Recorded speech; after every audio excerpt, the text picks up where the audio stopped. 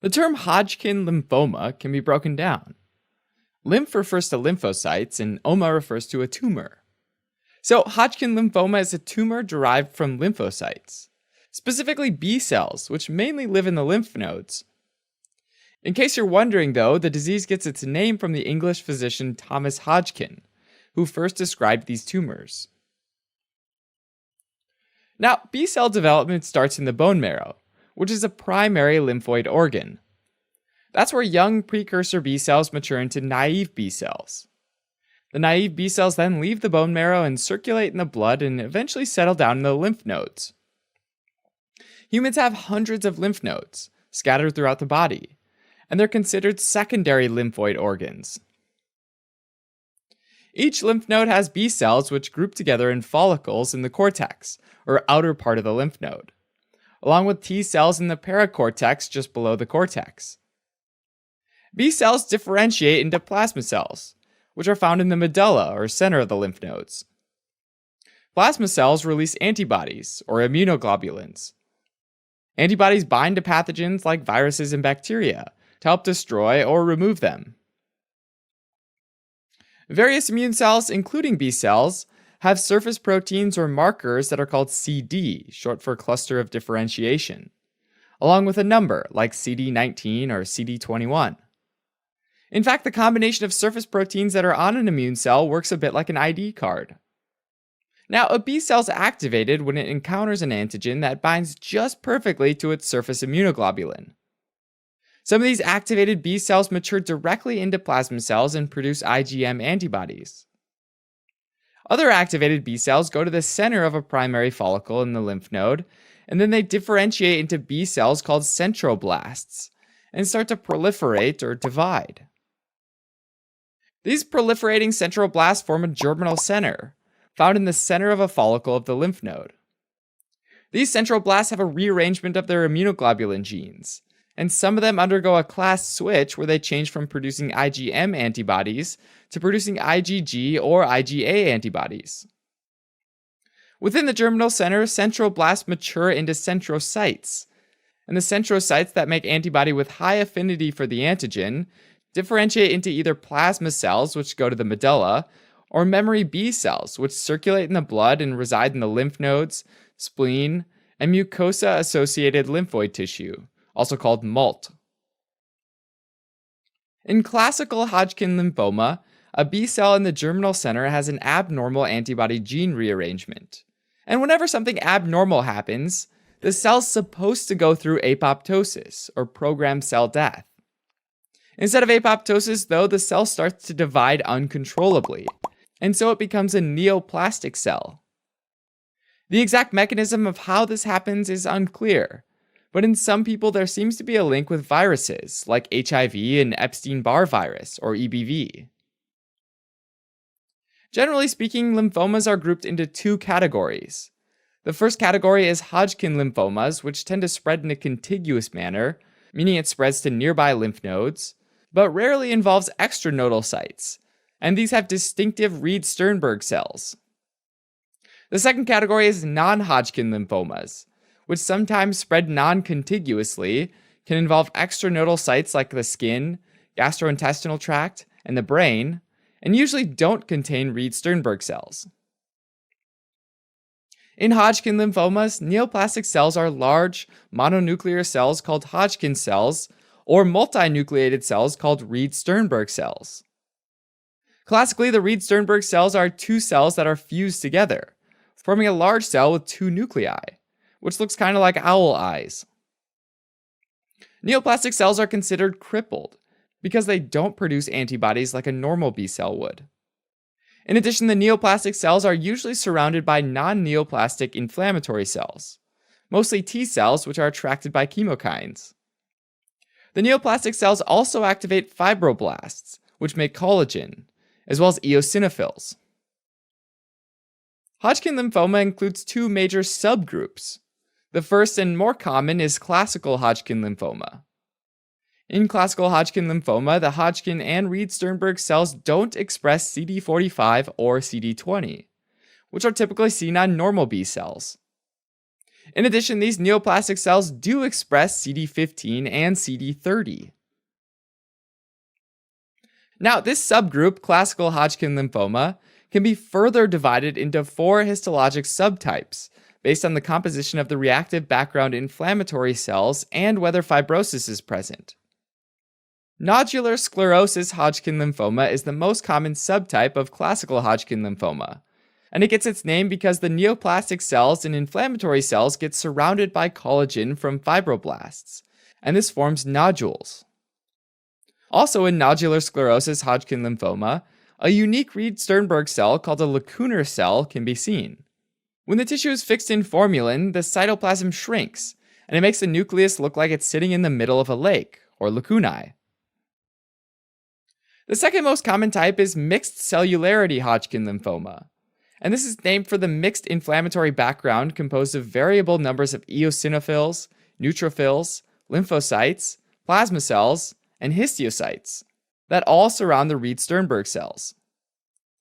The third type is lymphocyte-rich Hodgkin lymphoma, and it's named for having mostly lymphocytes surround the Reed-Sternberg cells.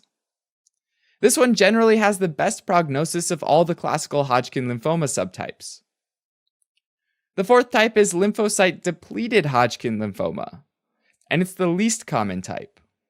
It's named for the lack of reactive lymphocytes and the abundance of Hodgkin and Reed-Sternberg cells. The other major subgroup of Hodgkin lymphoma is nodular lymphocyte predominant Hodgkin lymphoma. This type is more common in men, and in contrast to classical Hodgkin lymphoma, the abnormal B cells express CD20 and CD45 on their surface, and they don't have CD15 or CD30. And there's also a variant of Reed-Sternberg cells called lymphocyte predominant cells. The lymphocyte predominant cells have a lobulated nucleus that looks a little like popcorn, so they're also called popcorn cells. Nodular lymphocyte predominant Hodgkin lymphoma is called that because of the large group of lymphocytes that form nodules around the popcorn cells. As far as symptoms go, individuals with classical Hodgkin lymphoma usually develop painless cervical lymphadenopathy. And with the nodular sclerosis subtype, mediastinal lymphadenopathy is common. Also, the release of cytokines causes symptoms like fever, drenching night sweats, and weight loss. In contrast, though, nodular lymphocyte predominant Hodgkin lymphoma is rarely associated with these symptoms, and usually affects only a few cervical lymph nodes.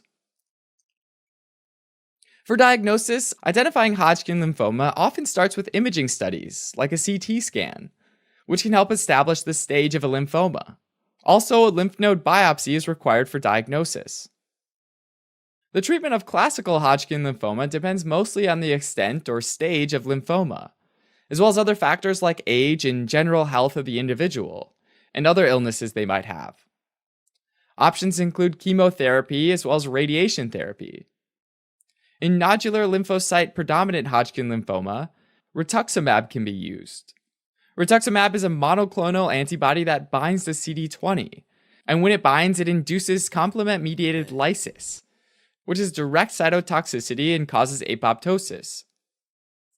Overall prognosis for Hodgkin lymphoma is better than that of non-Hodgkin lymphoma. Alright, as a quick recap, there are two major types of Hodgkin lymphoma: classical Hodgkin lymphoma and nodular lymphocyte predominant Hodgkin lymphoma. Classical Hodgkin lymphoma can be further subdivided into four subtypes, classified according to their histologic features. There's nodular sclerosis, mixed cellularity, lymphocyte-rich, and lymphocyte-depleted Hodgkin lymphoma. Hodgkin cells and Reed-Sternberg cells are neoplastic B cells that define Hodgkin lymphoma. In nodular sclerosis, the Reed-Sternberg cells are called lacunar cells. And in nodular lymphocyte predominant Hodgkin lymphoma, the Reed-Sternberg variant cells look like popcorn.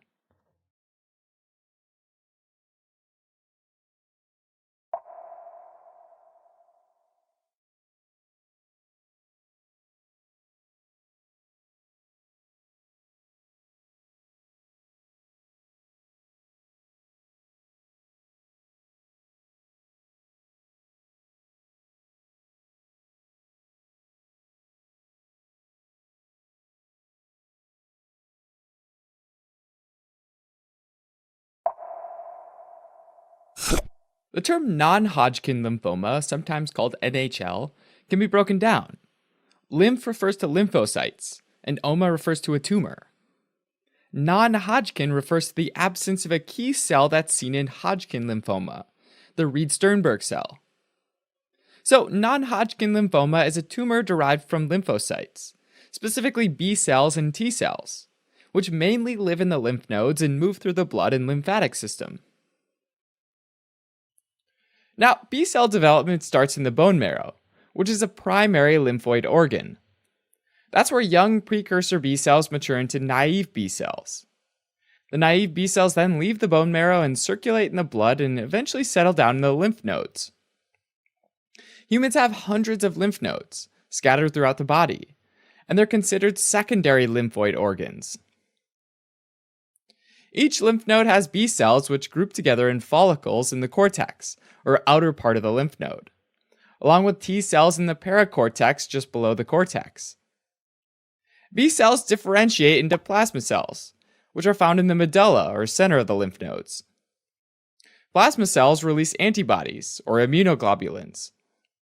Antibodies bind to pathogens like viruses and bacteria to help destroy or remove them.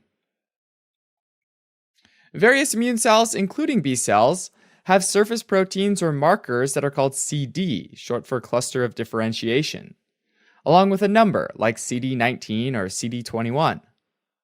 In fact, the combination of surface proteins that are on an immune cell works a bit like an ID card. Now, a B cell is activated when it encounters an antigen that binds just perfectly to its surface immunoglobulin. Some of these activated B cells mature directly into plasma cells and produce IgM antibodies. Other activated B cells go to the center of a primary follicle in the lymph node, and then they differentiate into B cells called centroblasts and start to proliferate or divide.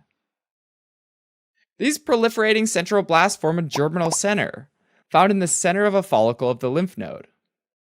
These centroblasts have a rearrangement of their immunoglobulin genes, and some of them undergo a class switch where they change from producing IgM antibodies to producing IgG or IgA antibodies. Within the germinal center, centroblasts mature into centrocytes, and the centrocytes that make antibody with high affinity for the antigen differentiate into either plasma cells, which go to the medulla, or memory B cells, which circulate in the blood and reside in the lymph nodes, spleen, and mucosa-associated lymphoid tissue, also called MALT. Now, T cell development starts in the thymus, from precursors that arise in the bone marrow. In the thymus, these precursor T cells mature and express either CD4 on helper T cells or CD8 on cytotoxic T cells, sometimes known as suppressor T cells. Mature T cells circulate in the blood and are found in the paracortex of the lymph nodes. In non-Hodgkin lymphoma, there's usually a genetic mutation in a lymphocyte, either a B cell or a T cell. When something like that happens, cells are supposed to undergo apoptosis, or programmed cell death. But instead, the lymphocyte starts to divide uncontrollably, becoming a neoplastic cell. Usually, lymphomas develop in lymph nodes, and they're called nodal lymphomas. Lymphomas can happen anywhere in the body, though, and when they develop in other tissues and organs, like the stomach or skin, they're called extranodal lymphomas. Lymphoma cells can also get into the blood and spread to other parts of the body. If lymphoma cells get into the gastrointestinal tract, they can grow and cause bowel obstruction. If they go to the bone marrow, they can crowd out normal bone marrow progenitor cells and decrease the number of healthy red blood cells, white blood cells, and platelets. And if they go to the spinal cord, they can cause spinal cord compression.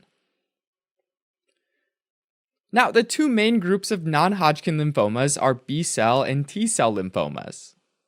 B cell lymphomas are more common, and the neoplastic B cells usually express CD20 on their surface. And there are various types of B cell lymphomas, and an important feature is how quickly each one grows. They can be indolent, or slow to grow, aggressive, or highly aggressive. The first type of B cell lymphoma is a diffuse large B cell lymphoma. This type is the most common, and it's an aggressive lymphoma. A second type of B cell lymphoma is a follicular lymphoma, and this one's an indolent lymphoma. One known mechanism for how a follicular lymphoma develops is a chromosomal translocation between chromosome 14 and chromosome 18. In the translocation, the two chromosomes swap large pieces of chromosome with each other. As a result, the BCL2 gene from chromosome 18 is placed after the immunoglobulin heavy chain promoter on chromosome 14. And that results in overexpression of BCL2.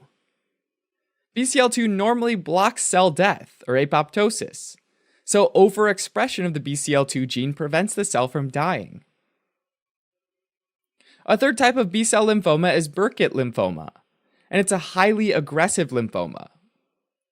Burkitt lymphoma can also result from a chromosomal translocation. In this case, the MYC gene is translocated from chromosome 8, where it ends up adjacent to the IgH promoter on chromosome 14. And again, that upregulates its expression. The MYC gene stimulates cell growth and metabolism, so the translocation results in increased cell division. In individuals in Africa, Burkitt lymphoma classically causes extranodal involvement of the jaw, and is often associated with Epstein-Barr virus infection. In contrast, in individuals outside Africa, Burkitt lymphoma classically causes extranodal involvement of the abdomen, most often at the ileocecal junction, and is less frequently associated with Epstein-Barr virus infection. Epstein-Barr virus infects lymphocytes and can incorporate its DNA into a host cell's DNA, but exactly how that leads to lymphoma is still unclear. Under the microscope, Burkitt lymphoma is said to have a starry sky appearance. That's because there are a few tingible bodies, which are macrophages that have eaten up dead neoplastic cells that look like little stars. And these are scattered among lots of neoplastic lymphocytes that look dark under the night sky. A fourth type of B-cell lymphoma is mantle cell lymphoma, and this one's an aggressive lymphoma. Mantle cell lymphoma can also result from a chromosomal translocation. In this case, the BCL1 gene from chromosome 11 ends up next to the immunoglobulin promoter on chromosome 14, which again upregulates its expression. The BCL1 gene encodes the protein cyclin D1, which stimulates cell growth. So once again, the translocation results in increased cell division. A fifth type of B-cell lymphoma is marginal zone lymphoma, and this one's an indolent lymphoma. The most common type is marginal zone lymphoma of mucosa-associated lymphoid tissue, or MALT. This type is extranodal, mostly happening in the lining of the stomach among individuals with chronic inflammation, like those with Helicobacter pylori infection, a bacteria that causes chronic gastritis. There's also nodal marginal zone lymphoma, which happens within the lymph nodes, and splenic marginal zone lymphoma, which happens in the spleen. A sixth type of B-cell lymphoma is lymphoplasmacytic lymphoma, and this one's also an indolent lymphoma. This form of lymphoma often involves the bone marrow, lymph nodes, and spleen, and the neoplastic cells sometimes produce immunoglobulins called M proteins that are found in high levels in the blood. When this happens, the additional proteins in the blood cause the blood to be more thick and viscous, and the condition is called Waldenstrom macroglobulinemia. The other group of non-Hodgkin lymphomas are the T-cell lymphomas. The first T-cell lymphoma is adult T-cell lymphoma, but it's sometimes referred to as a leukemia because the abnormal white blood cells, also known as leukocytes, often get into the bloodstream. Adult T-cell lymphoma is thought to be caused by the human T lymphotropic virus, or HTLV, which spreads through body fluids and infects T cells. HTLV incorporates its DNA into T cell DNA and causes a genetic mutation in the process, and that leads to adult T cell lymphoma. The second T cell lymphoma is mycosis fungoides, which is a T cell lymphoma of the skin that causes patches on the skin that looks a bit like a fungal infection. The neoplastic cell in mycosis fungoides is a CD4 plus helper T cell, and under a microscope it has a distinctive cerebriform nucleus because it kind of looks like a brain. If these neoplastic CD4 plus helper T cells start to circulate in the blood, they can cause Sézary syndrome, which is when there's a generalized red rash called erythroderma or itchy skin. For symptoms, individuals with non-Hodgkin lymphoma usually develop painless lymphadenopathy. The release of cytokines also causes symptoms like fever, drenching night sweats, and weight loss. If there's extranodal involvement of the gastrointestinal tract, it can cause bowel obstruction. If there's extranodal involvement of the bone marrow, it can cause fatigue, easy bruising, or recurrent infections. And if there's extranodal involvement of the spinal cord, it can cause weakness and a loss of sensation, usually in the legs. Identifying non-Hodgkin lymphoma often starts with imaging studies, like a CT scan, which can help establish the stage of the lymphoma. The staging is based on the extent of nodal and extranodal involvement. And finally, a lymph node biopsy is required for diagnosis. Treatment options for non-Hodgkin lymphoma mainly consist of chemotherapy and radiation therapy, and depends on things like the lymphoma subtype, whether it's indolent, aggressive, or highly aggressive, and how far it's spread. If the lymphoma has CD20 positive B cells, rituximab can be used. Rituximab is a monoclonal antibody that binds CD20 and induces complement-mediated lysis, as well as direct cytotoxicity and apoptosis. Alright, as a quick recap, non-Hodgkin refers to the absence of Reed-Sternberg cells, which are characteristic of Hodgkin lymphoma. Non-Hodgkin lymphomas can originate from B cells or T cells, though they most commonly arise from B cells. Diffuse large B-cell lymphoma is the most common type of non-Hodgkin lymphoma among adults, and follicular lymphoma is the most common indolent or slow-growing non-Hodgkin lymphoma. T-cell lymphomas include adult T-cell lymphoma, which is sometimes referred to as a leukemia, as well as mycosis fungoides.